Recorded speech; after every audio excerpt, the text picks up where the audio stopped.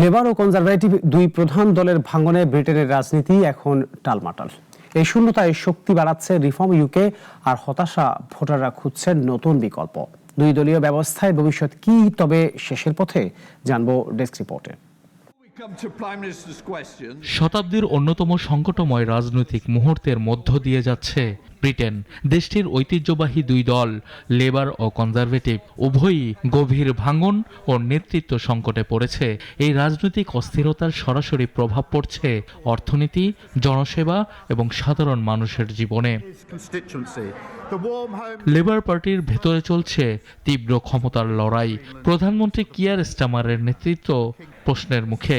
গোর্টন ও ডেন্টন উপনির্বাচনকে কেন্দ্র করে দলীয় সংঘাত প্রকাশ্যে আসে যখন জনপ্রিয় মেয়র অ্যান্ডি বার্নহামকে প্রার্থী হতে বাধা দেয় লেবারের ন্যাশনাল এক্সিকিউটিভ কমিটি।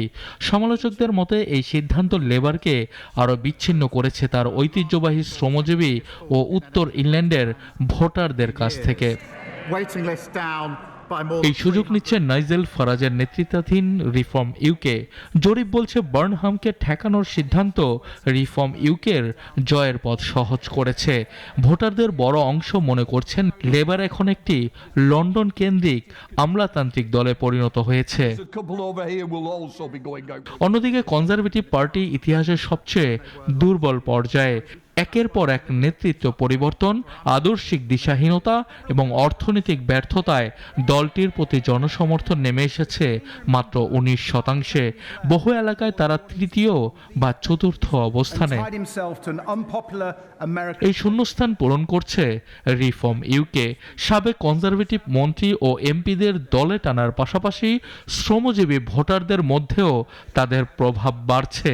ফলে ব্রিটেনের বহুদিনের দুই দলীয় রাজনীতি ভেঙে পড়ার ইঙ্গিত স্পষ্ট। বামপন্থার বিকল্প হিসেবেও আশানুরূপ কিছু দেখা যাচ্ছে না। জেরেমি করবিন ও তার মিত্রদের উদ্যোগ অভ্যন্তরীণ কোন্দলে স্থবির। এতে হতাশ ব্রিটিশ মুসলিম, দক্ষিণ এশীয় ও অভিবাসী কমিউনিটিগুলো। এই প্রেক্ষাপটে তরুণ ও নগর ভোটারদের মধ্যে গ্রিন পার্টি নতুন আশার নাম হলেও প্রশ্ন থেকেই যায়, তারা কি এই গভীর রাজনৈতিক ও অর্থনৈতিক সংকটের পূর্ণাঙ্গ সমাধান দিতে পারবে? সানিয়া আহমেদ, নাগরিক।